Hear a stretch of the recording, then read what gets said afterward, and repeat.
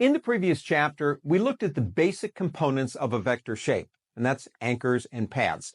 In this chapter, let's go deeper, more control, by creating and managing our vector shapes. We're going to start out with different drawing modes that Illustrator offers us so we get the best look when we're designing. We're going to talk about the Pathfinder tools. If you've ever wanted to make complex shapes out of simple objects, this is one of the places you're going to go. I love Pathfinder tools. We're going to look at the shape mode tools. We're going to understand things like the shape builder tool. We're going to use something called the symbol sprayer, which is a spray can of fun. We're going to talk about creating our very own symbols, using paintbrushes, even the pencil tool. And then we're going to look at free transform and how it's changed in the Creative Cloud. You ready? I am. Let's go. Alrighty then. Tell you what, it's a beautiful day in the neighborhood, and it's a good time to start a new chapter. I think you're going to like this one. We got some fun stuff coming up. Let's go to File, New. Let's start with New. File, New. Pick yourself a place to play. I'm going to use my usual web, 960 by 560, and click OK. Doesn't matter what you choose. We're talking about, in this lesson, in drawing, stacking order. Now, most people understand that in a program like Adobe Illustrator is the stacking order is the level that we view things on when we draw them. And every time you draw something in Adobe Illustrator, it comes to the top. So you draw something to the top, to the top, to the top. We can change that stacking order. But there's a new feature, and it's about drawing modes. It's kind of nice to work with. And I say new, I shouldn't say that. It came out in the previous version, but I've been using Adobe Illustrator since 1987. And so anything that's less than 10 years old is, hey, must be a new feature. Let's do this. Pick up your drawing tool, say an ellipse right here. And I'm going to get right about here. Hold the Alt key down. That's the Option key in a Mac, Alt key in Windows, and the Shift key at the same time. And draw a perfect circle about there. And I'm going to come over to about here, I think. I'm going to hold the Alt key down again and draw something, I don't know, like that. Okay. Now, one more. I'm going to get right about here, use that as my drawing point, and hold the Alt key down and draw another circle with the Shift key. Now, let's go ahead and pick up our selection tool and select the first circle. Let's give them different colors so we can see them. Select, change, select, change. Okay, now stacking order. Every time you draw something, it goes to the top of the stack. Now, like I mentioned, we could do stacking order with layers. We could have each item in its own layer and then change the order of the layers to change the stacking order. But before this drawing mode feature came out, basically you would do something like this.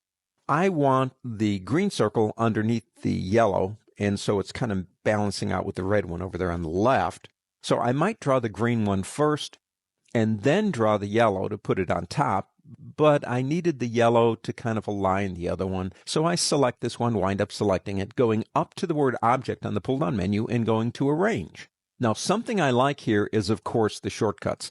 I use stacking order a lot. So remember, you've got the Control key in Windows, the Command key on a Mac with the left and right bracket keys to bring something forward or backward one at a time, one step at a time. Or if you want to take it all the way to the front or the back, add the Shift key. Now what I want to do is send that green one to the back. So I'm going to select right here.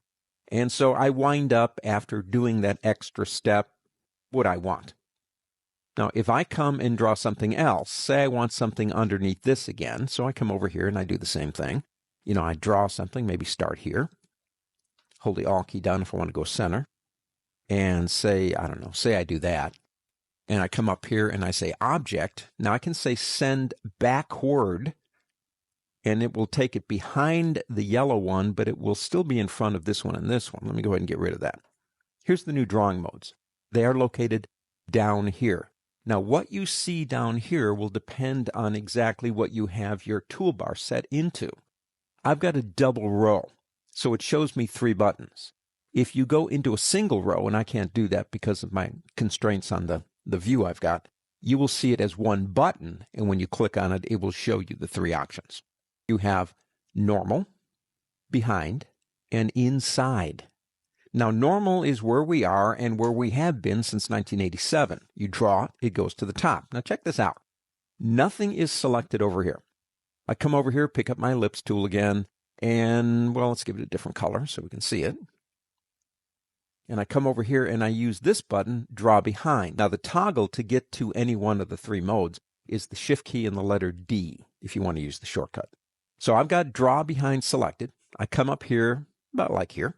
Hold down the Alt key again so I can draw out from center and do this, but watch what happens. It goes behind everything. I did not have to take the extra step of going to Object and saying Send to the back. It saved me that step, but that's not all. Let me go ahead and get rid of that one. Sounds like a commercial. That's not all. I'm going to come back over here again, Draw Behind, but before I draw, the first thing I'm going to do is I'm going to select this. In other words, I don't want it to go all the way to the back. I just want it behind the yellow one. So, get right about here again. Hold down the Alt key, and let's draw it out like this. Okay, and let's give that a different color. And as you can see, it's behind the yellow one, but in front of the red and the green. Draw Behind, if you don't have anything selected, goes to the bottom of the pile. If you have something selected, just goes underneath that one item. It can save you a lot of time. So what's Draw Inside, which is the third one? I'm going to press Control-A, that's Command-A on a Mac, Control-A in Windows, select all, and just kind of get rid of everything. Now, let's go ahead and make a circle again. I'm going to start right about here and just draw a small circle. Okay, I held the Alt key and the Option key on a Mac, and I held the Shift key. Now, let's pick up our star tool, and let's give it a different color before I draw, or I could have done that after, I suppose. And I'm going to click here and draw a star. And I need to make it so that the points extend outside the range of the circle, okay? We got that going right there. Now, Draw Inside requires that you have something selected. So I'm going to do this.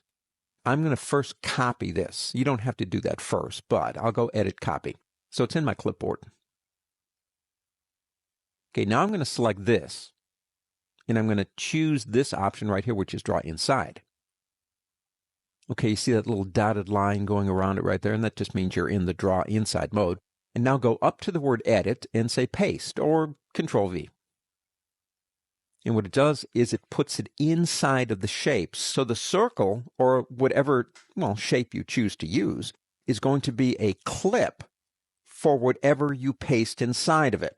Now let me go ahead and undo that, like that. Let's get rid of the star over here temporarily. And let's go back to regular for a second. Let's just, let me move that over here. Okay. The other way you can do it is directly. You don't have to copy-paste. But copy-paste kind of puts it in the center, makes it all easy. But in this case, what we'll do is we have an object selected. We come over here and we say Draw Inside. We get our nice little dotted line here, meaning we're Draw Inside. Now, pick up a different tool. We'll use the star again. I'll get right about in the center, right there, and then begin drawing. And it's going to achieve the same result, but since we had the item selected, the color of the star is also blue. And if I come back and pick up my selection tool, they are effectively in a group. So think of it this way. Go isolation mode. It's easy. Come over here and double click, and then double click again. You could see the star come back. This goes gray. We're isolating into the group. You can see it up here to the path. Then you can change the color if that's what you want to do. And we double click out here. And there you go again. Draw normal. Well, we've been doing that for over a quarter century. Draw inside allows you to create this clipping group like this, and draw behind allows you to draw behind. Just a couple of more ways to help you control what you're doing in Adobe Illustrator. Before we get started in this lesson, I'm going to ask you to go into your working folder if you want to follow along. Hope you do.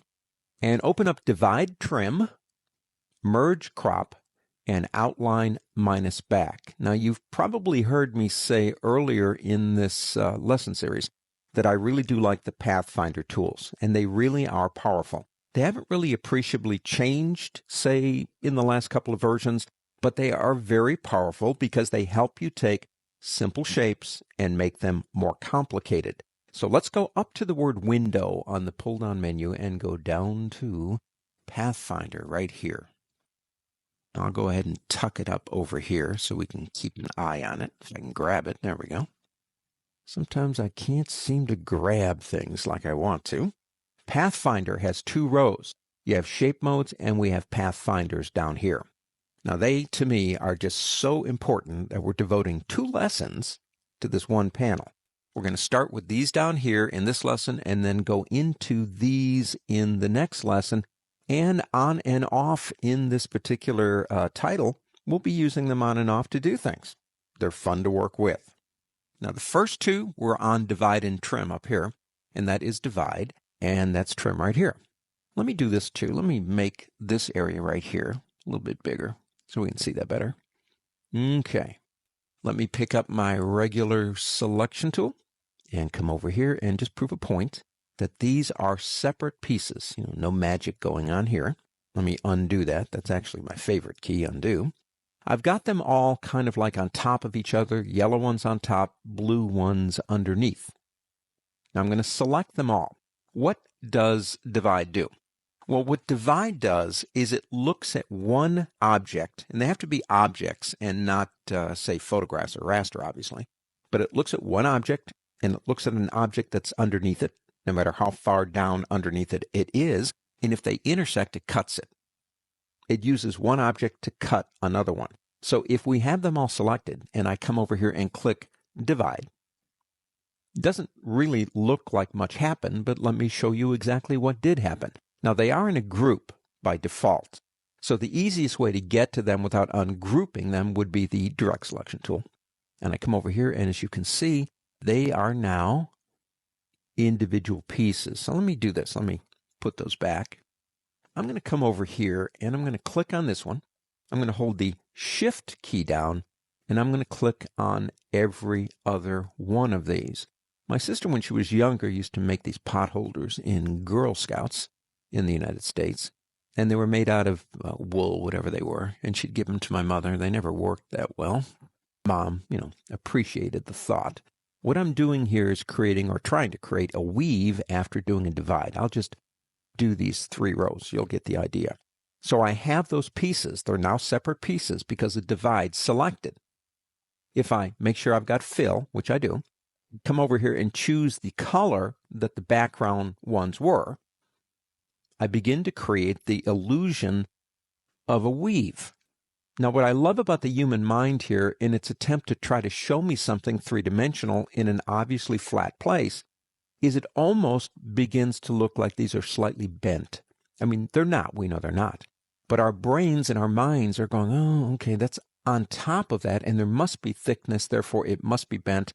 I will show it to him as being that way. The mind is an interesting area to get into. That's divide. Let's do it again. Let me move this area up. All I have here are circles. Circles on top of circles on top of circles. If I then come over here and select all of them and do a divide on them, again, I've got the direct selection tool. They become separate pieces. Divide's a nice one if you're just trying to cut things apart or do a weave. You could do like the Olympic, kind of like the 5 circles of the Olympics and have them woven in and out of each other. Divide's a nice one, very easy to understand. Select what you want, click the button. Now the second one over here is called, right here, is called trim. Now this one's very easy to understand. I have an object on top of this object. This is the trimming object right here, and this is the object that will be trimmed because it's underneath.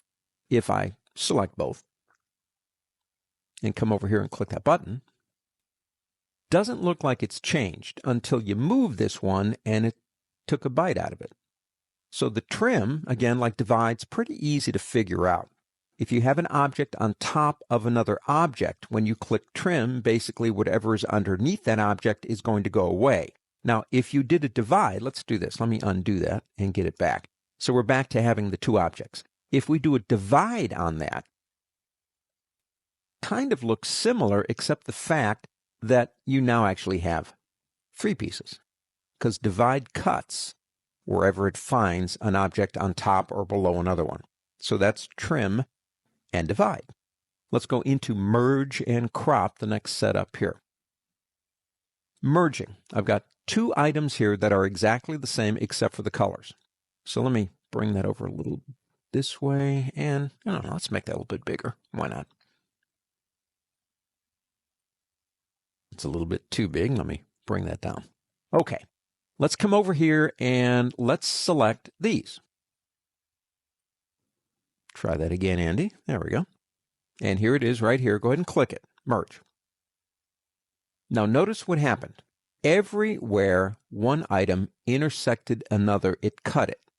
Now you might be about to say to me, and you would be correct, isn't this kind of like the divide one? You're right, it is. But merge works a little bit differently. So we have the same set down here. One difference. The fill color of this one is the same as this one. And I left a stroke on. Merge doesn't work with stroke. It ignores it. But I left the stroke on just to prove that those are different items. If I come over here again and select these and do a merge, it welded them together. So merge actually works with fill color. If the colors are different, it's going to cut them very much like divide. But if the colors are the same, it will weld them into one piece. It's pretty interesting. The next one over, let's move over a little bit this way, is this one right here, and that is called crop. Now what crop does, let me show you on this one. What crop does is it works best with two items. The cropping item is the one underneath. This is the one that's on top. It's similar to what we did in the previous lesson with draw inside, because you can see this one as a triangle, and the circle is down here or underneath it. And if we click this button right here, you can see the only thing that's left basically is the part of the triangle that existed inside of the circle, kind of like draw inside. If you work with more than one shape, though, it doesn't work that well. So here I've got actually the same thing, and I added a circle. Now if I click that button again, you will notice what it did. It ignored the one in the middle and only worked with the top one and the bottom one. So when you're working with this option on cropping, it's best, well, just to have two items. Let's go ahead and go into outline and minus back the last two. Outline is very straightforward. If I come over here and select these two items and click outline, what it does is it creates an outline of them. Now let me come over here and pump up the stroke. Now notice that the color of the outline is equal to the color of the fill. Now this one might be a little bit more interesting. Let me make sure I get it all selected here. And let's pump up the stroke a couple of times. You can create an outline of a fully functional Adobe Illustrator object just by clicking that button, and the colors of the stroke emulate whatever the colors were in the fill. Now the last one right here is called minus back. And I've got over here this star that's on top. Underneath it are three items. These two over here and this one right here, dividing it right in half. So if I select it, the only thing that's going to survive is the item that's on top. But wherever they intersect, it's going to take bites out of the item on top. And if I click it, that's all I'm left with. Now in this case, I've got a circle, and I've got this red circle right next to it here. And if I go ahead and select those and click here, well, I've got a crescent moon. Pathfinder tools are excellent once you figure out how they work, how you have to work with them, are excellent for making more complex shapes out of and beginning with simple shapes.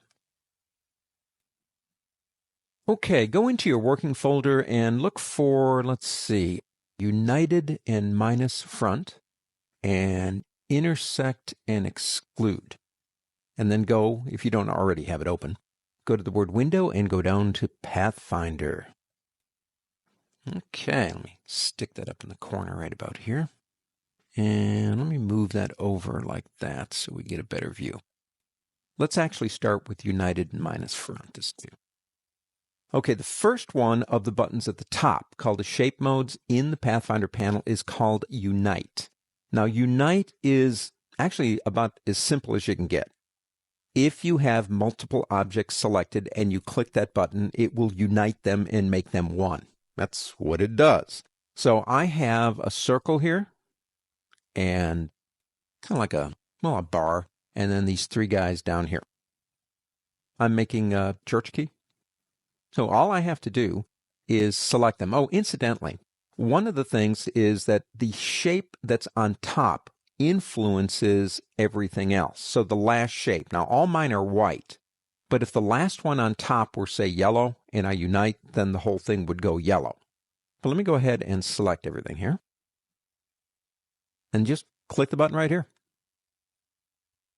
And it puts it all together into one. Now, let's do the next one over, and that one is minus front.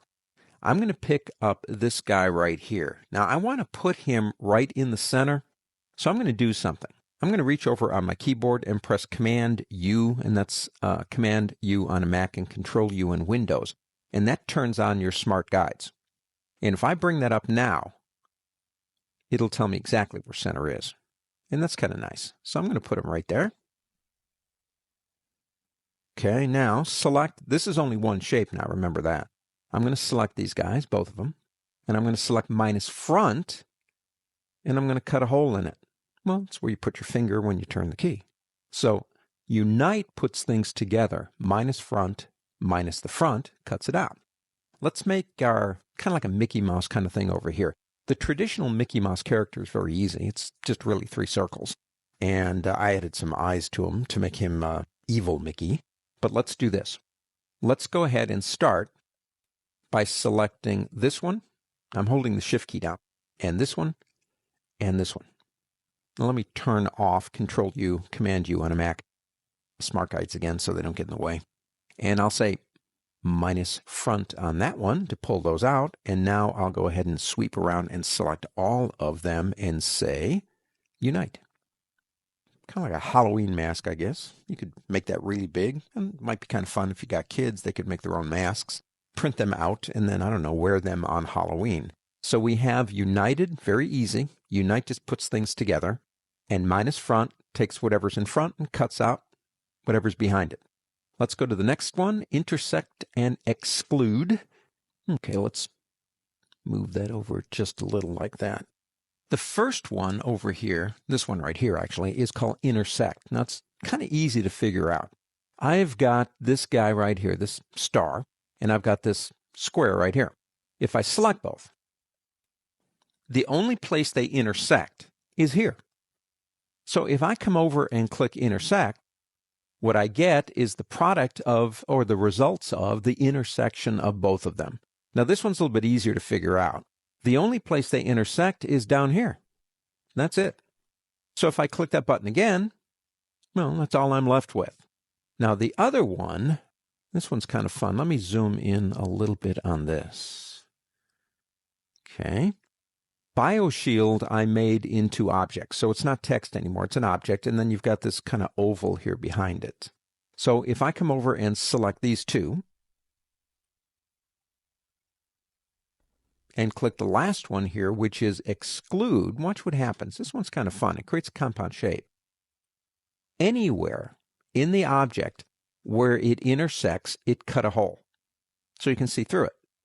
Anywhere where it extends over that back shape, it remains.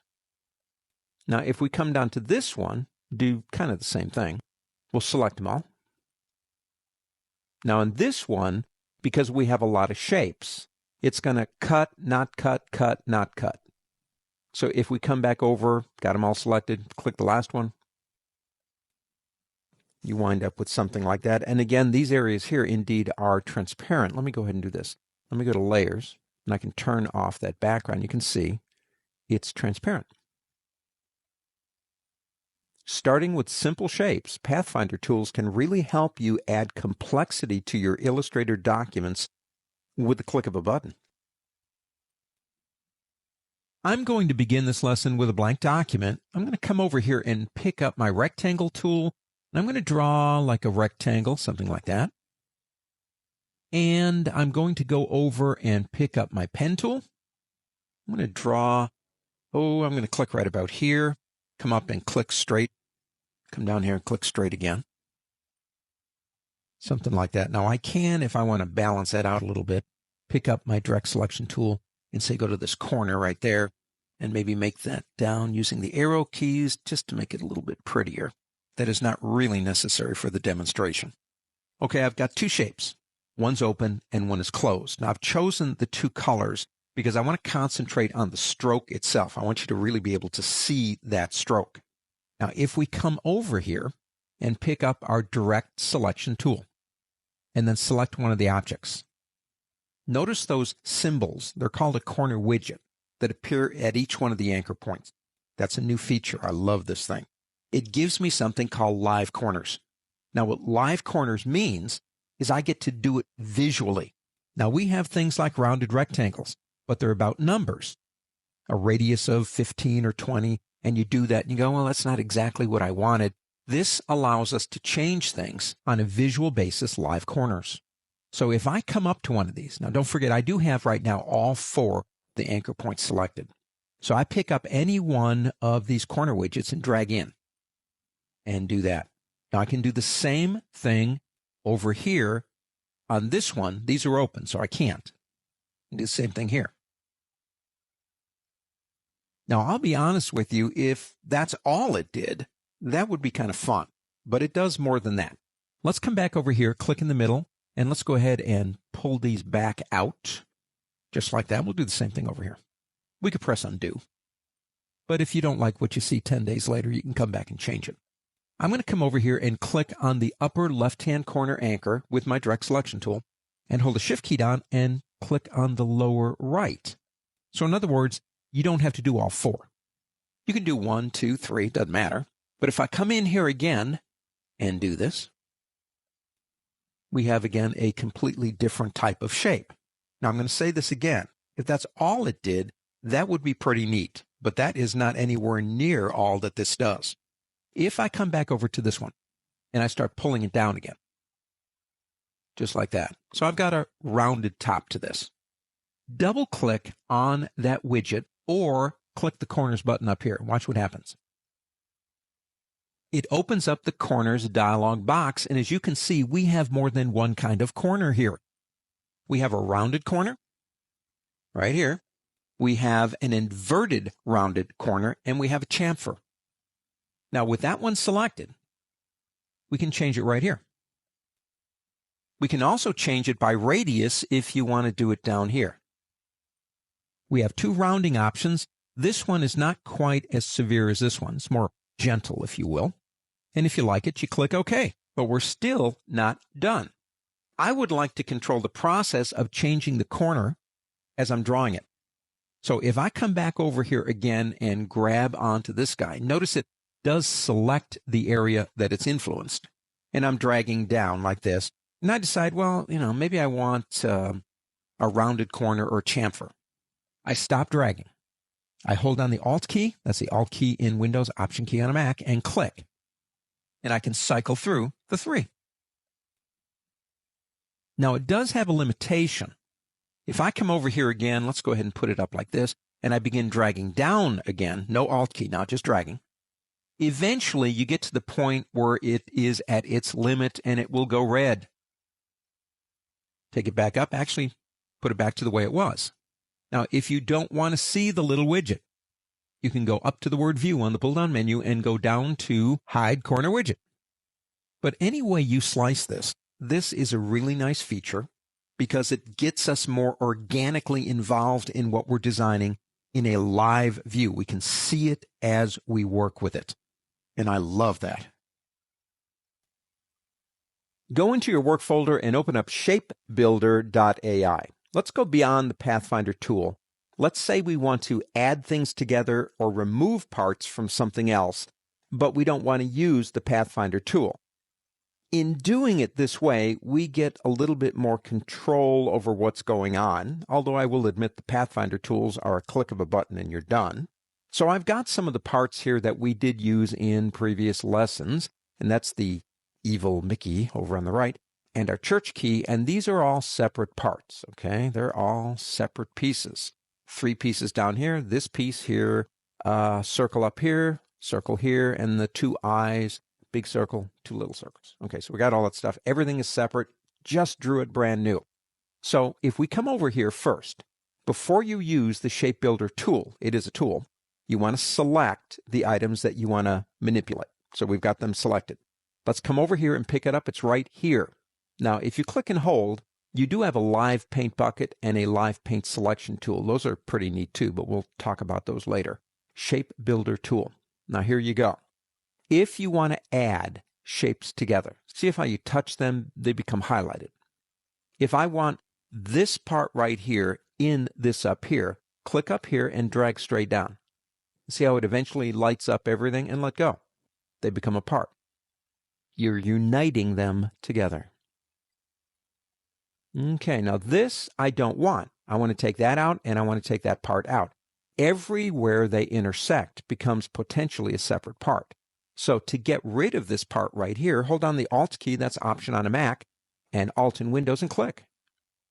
Do the same thing with that. We don't want that either.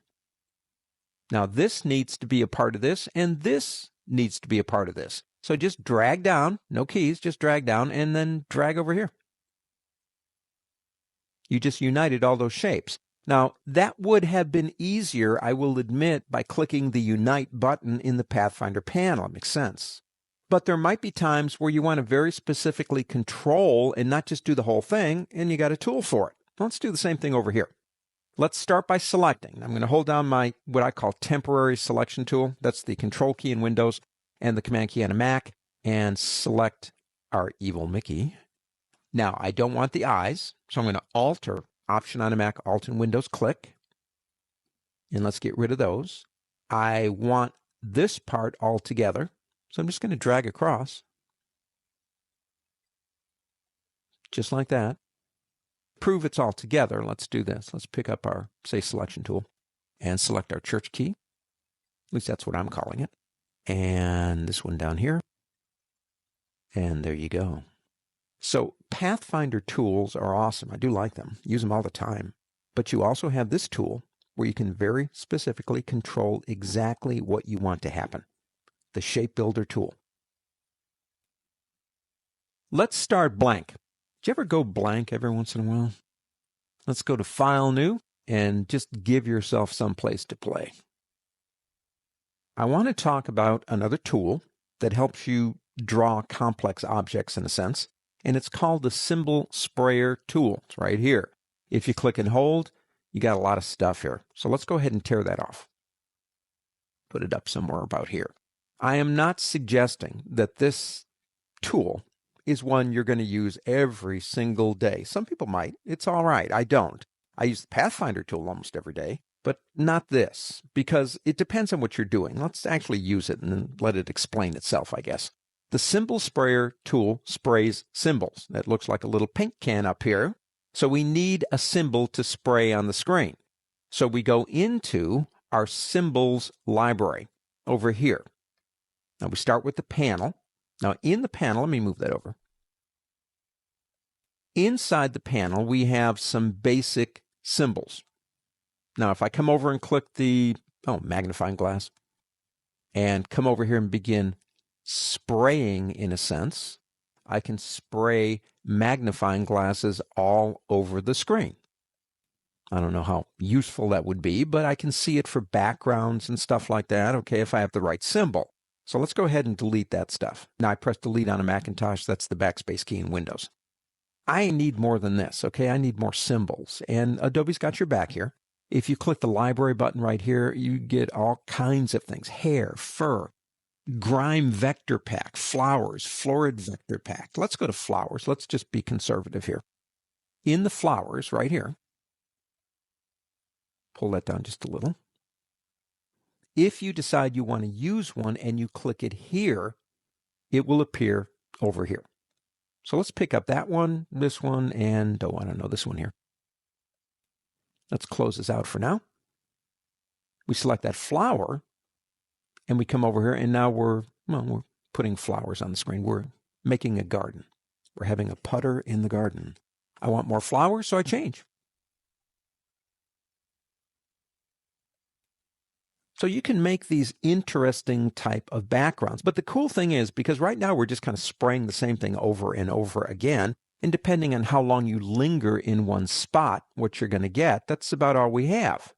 That's what these options up here are for. So let's start again, press delete. Let's just work with one of them, like say this one right here. And we'll begin making our garden again. Just spraying around on the screen. Okay, let's stop there. They're all the exact same thing. If we come up to the first option right here, it's a shifter, symbol shifter. And what it does is, well, it shifts things. If I come over here and begin dragging, I can shift them into different positions. Now my cursor determines how much I grab. If I want a smaller or larger cursor, use the left and right bracket keys. That's the easiest way to change that. So we can get a little bit more specific if you want. Notice all the arrows are pointing to how it's doing it. Okay, that's a shifter. The next one over is a scruncher. Now what scrunching does, let's get a bigger area to work in. If I get right about here, think of it like a magnet and watch what happens when I click and hold.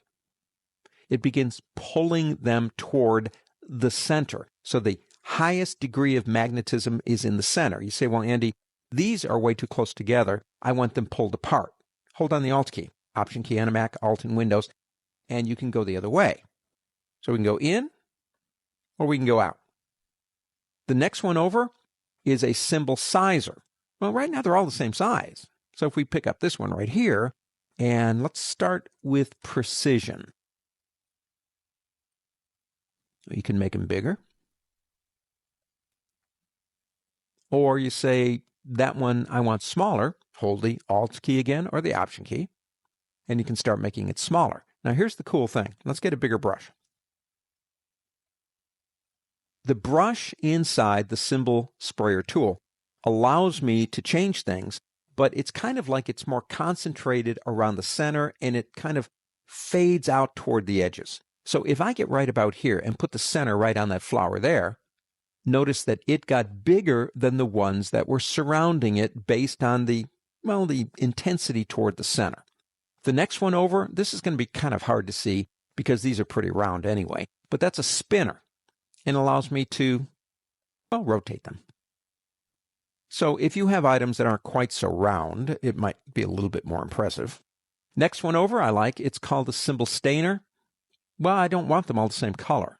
So if I come over here and let's get into, say, our swatches and pick a different color. And again, we'll start by precision, smaller brush. And we can begin colorizing them. Now, the quicker you click, the less it will do. The more you click the mouse, the more it will color it. And if we go to a bigger brush, again, the intensity will be toward the center. You can see that one's more colored than these. You say, Andy, I didn't want to do that one. That was a mistake. Well, then hold down what I call the opposite key. Hold the Alt key down, Option on a Mac, and you can take it right back if you want to. Next one over is called the screener. This creates transparency. So if I make, leave the brush alone. Get right about here and click. You can see it starts making, it's not fading, it's making it transparent. So if there were something behind it, you'd see it. Now you can go too far and go, oops, use the opposite key. The Alt key, Option key on a Mac, Alt in Windows, and you can begin bringing it back if you want to. The more you hold, the more it does. Now the last one is a symbol styler, which requires a style. And if we go into our graphic styles right here, now this is not going to really work that well on this type of object because it's too complex. You want to apply a graphic style to the items. So if I come up and pick up, this one right here, and come over and pop on that flower, see, it begins to add that graphic style to that item or items if they're bigger. So this works better with items that aren't quite so complex as these. And if you wish you had not done that, hold down the opposite key. That's the Alt key, Option on a Mac, and you can take it right back out again. So Symbol Sprayer tool. And to me, it's great for backgrounds and things like that, like maybe some fall leaves or something for a fall project, whatever, is a way to spray an item or items on the screen and then use these options up here to modify what you have. And you could probably think of some pretty creative ways to use this tool. Now, in the next lesson, I want to show you how you make your own symbols. Now, notice every time I come to File New, it remembers the last thing I did. That's called being sticky.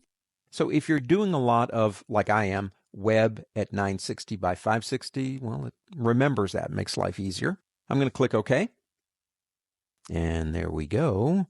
The other thing about File New is you have defaults in all of your panels, like swatches, brushes, symbols, all that kind of stuff. So even though in the previous lesson we added some symbols to our Symbols panel, they're not there because they're not part of this document.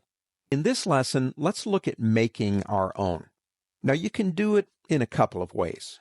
One would be to literally draw something on the screen. Okay, just draw it on the screen and then save it as a symbol. Or another way, which sometimes can be rather economical, is to basically start with a symbol that you like and modify it and then use it. Let's do it that way. Let's come over here and look here, because I want to tell you something. There are literally hundreds, if not thousands, of different symbols under these buttons. But I guarantee you, no matter how many Adobe makes for us, and they do a pretty good job, we're going to want to make one of our own. So let's do this. Let's go back to flowers because I'm in a very conservative mood. And let's say this one is very close to something that we want, but it isn't quite there.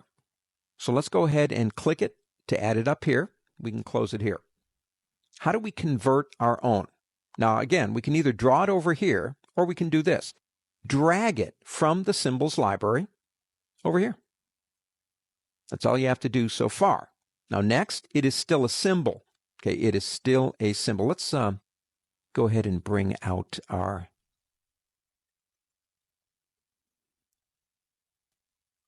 symbol sprayer stuff here. Put it up there. Okay, just in case we want to use it. It's still a symbol. What do we have to do? Well, what we have to do is break it apart by clicking this button right here. Make sure it's selected. And now it's just as if we drew it. So whether we start out by drawing it from scratch or we pull one out, we're at that same place right now. Let's make that bigger. You're going to work on this thing, make it big. Okay. It is in a group by default. It does not have to be in a group to be a symbol, but that's how they come out when you break them apart. I'm going to go up to the word object and go down to ungroup. Okay, if I pick up my regular run-of-the-mill old selection tool, I can then come over here and begin doing things to it. Okay, now you can do anything you want. Let's say we don't want that piece in the middle. We don't want that. We don't want any of these, or maybe we want those, but we don't want this, so we've got that. Okay, and you say, well, I don't know, I don't want those pieces either. So if we come over here and select them, we can delete those too. Now, if you have something about these that are very unique, like if we select this one right here, and we say select, and we go into same, and we say fill color, for example, we get them all because nothing else is that unique color, and we can delete them much faster. This, I'm going to select it. And I'm going to, let's see, go into my standard gradients over here. And we have this one right here. It's called Sky, and it does that. So I'm going to go into my gradient options, and I'm going to make that a radial. Well, you decide what you want to do. Maybe that's all you want to do. Maybe you want to change the colors of the petals. Maybe you want to take petals out, add petals, add a stem. Whatever you want to do, do it. Let's say we're done. Let's go ahead and get back down to an acceptable size. And you say, well, besides that, maybe it does need to be a little bit bigger, Andy. Well, come over here and pick up your selection tool and marquee the whole thing. Go to a corner and make it bigger. Hold the shift key if you want to keep that proportion. And you say, yeah, that's what I want. Now to get it back over here, because right now it's just an object, either we drew it or we started with what we had, select it again. You don't have to group it if you don't want to. It doesn't matter. Come over here and drag it in. It's the easiest way. Just drag it in. Now we'll ask you for a name. It's not a movie clip. It's a graphic. This other stuff, don't worry about it yet. Click OK. There it is. Now we can get rid of this one by deleting it.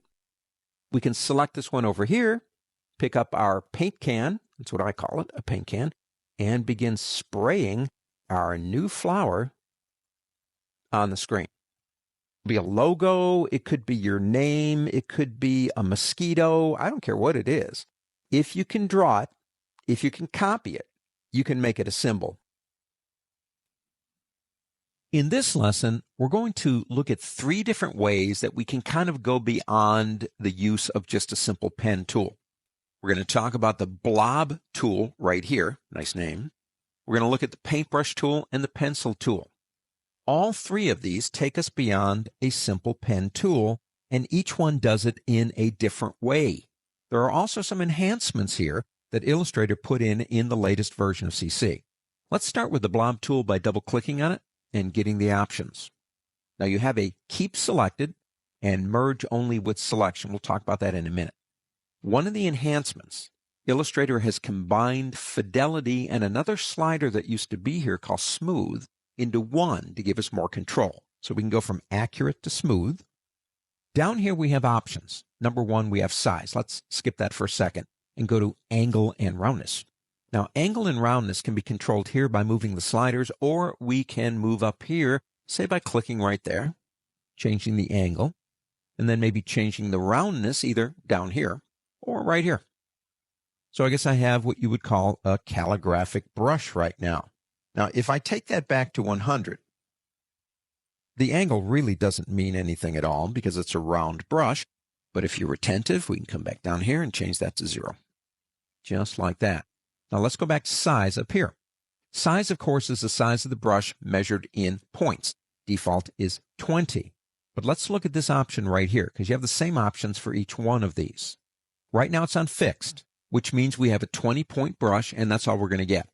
And the option here says this is what it looks like, all through its variations. Now if we click here, we can change that. You can do random, which is, well, random. I'm going to use pressure because I'm going to use a drawing tablet. So if I come down to pressure, I now have a variation. Now currently my variation is set to 0. Now that means something. That means pressure doesn't do anything. I need a variation. So if I click here and change that, now watch up here the kind of the demo area, at least that's what I call it, and you can see variation. In other words, if I take it all the way to 20, I'm saying to the computer, when I apply pressure, I want to go from like 1 pixel all the way up to 20. Give me complete variation. You can do the same thing with angle and roundness. Let's go ahead and stop and click OK. Now, before we get started, look over here. We have a fill color, but no stroke. Now, watch what happens when I come over and draw something. The fill goes away. The color that the fill was becomes the stroke. So you might be misled into thinking you're creating some kind of really neat kind of stroke. You're not. That's a fill. The blob tool uses the stroke color as its fill color. If I go up to the word view, you can see under outline that is indeed a filled shape. Now let's come back out for a second. Let's come over here and maybe draw, just anything you want. Use pressure if you're using a tablet like I am to create just about any shape you want. But what about when I cross over like that? Well, if it's the same color, which it is, and I come up to the word view again to show you this, it is one shape. The same color will merge. Let's take that back again. Let's change the color of the stroke to something else and try that again. Now, in this case, because it's a different color, if we come back up here, they're separate shapes. So if we go in, say, to our selection tool, we can select that. It's a different piece. So this reminds me a lot of some of the Pathfinder filters, because you have a Pathfinder filter that allows you to merge colors or separate colors, kind of acting that way. Let me do a Control A and a delete one more time here. Let's double click again on Blobo. Let's look at this option right here. You have from accurate to what we've been doing to smooth. Now, if we click OK and come back out again here, and I do something, notice it smooths it out. It just kind of depends on what you want to do.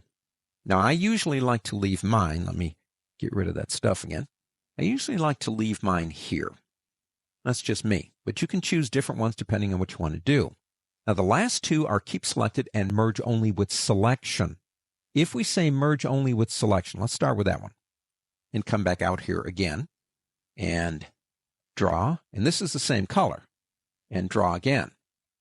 They are different pieces because the only time it will merge is if something is selected.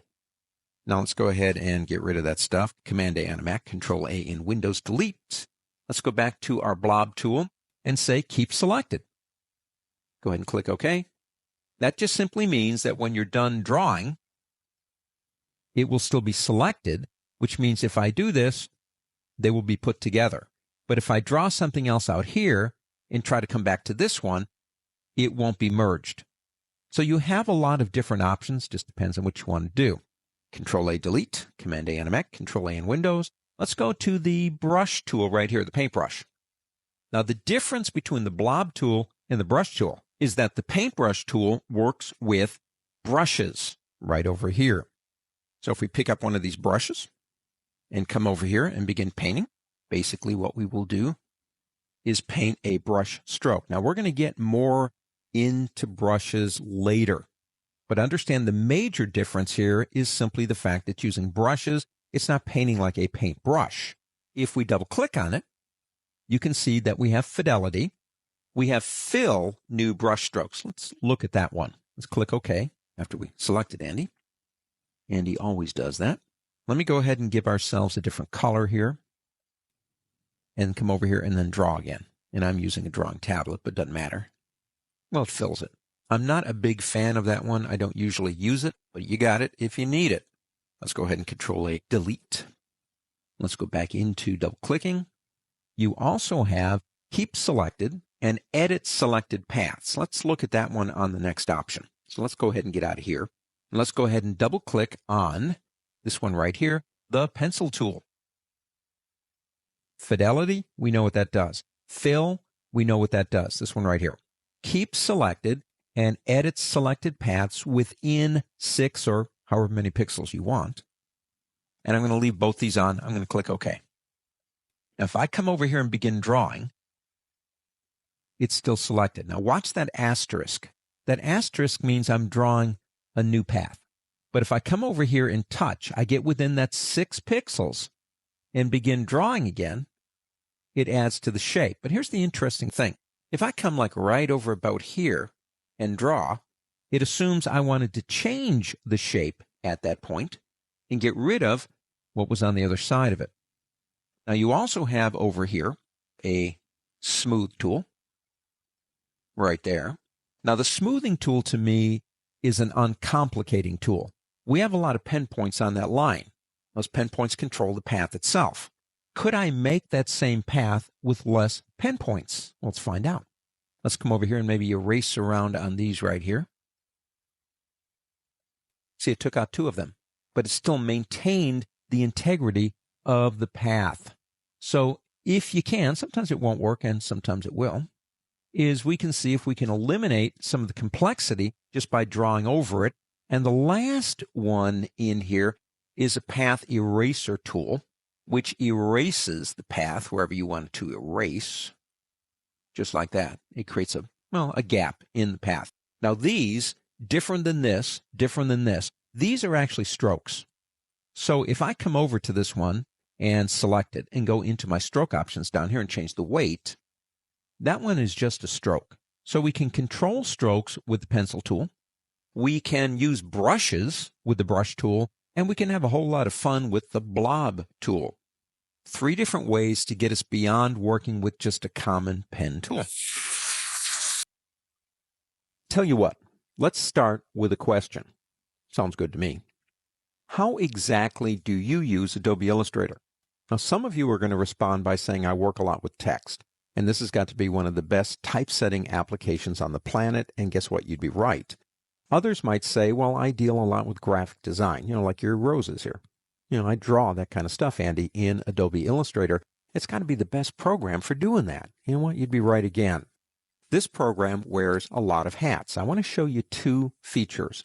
One is primarily for those of you that deal with text, and one is for dealing with and manipulating objects. Let's start with text. I'm in the Layout workspace, and the only reason I'm there is so I can get access to my character panel, because this is the button I want to show you, the Touch Type tool.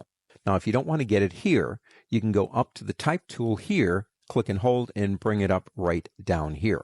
Now, we know how to work with text. If I pick up the regular Type tool and get in here and select something like that word, I can manipulate that word, I can change it, I can retype it, I can change its color, size, kerning, leading, anything I want to do. We know that.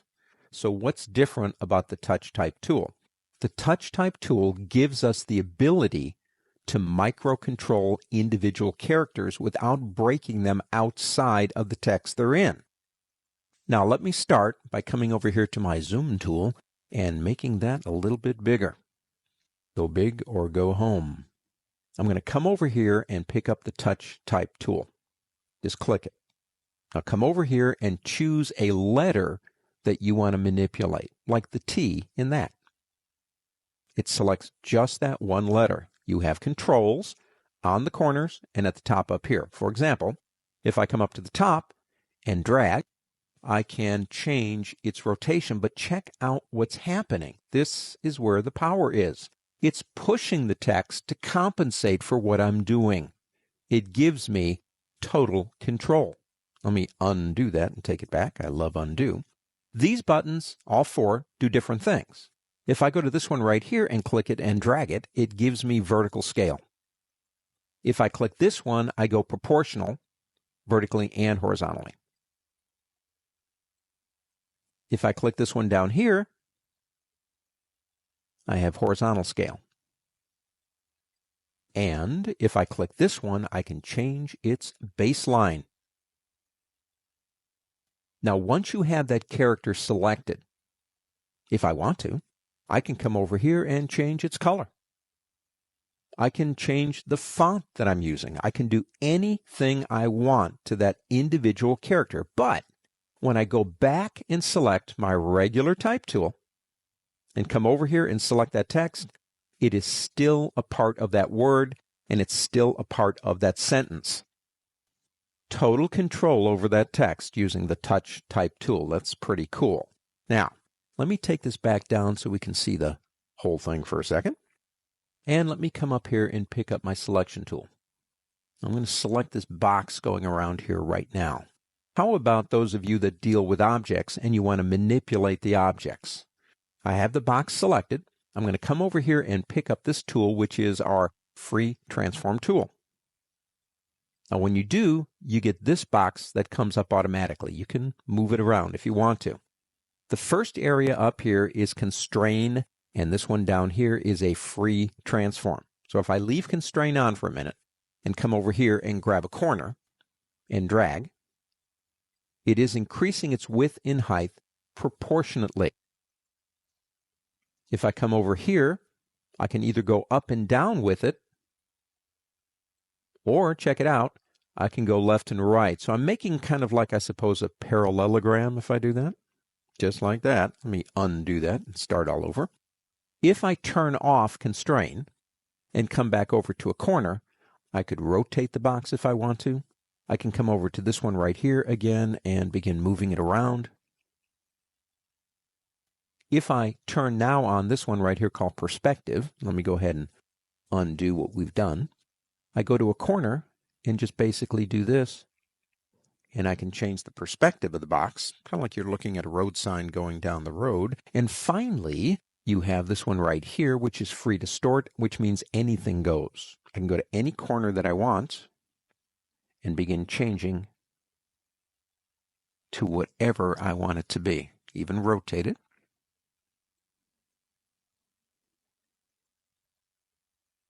Total control over text and total control over manipulation of an object.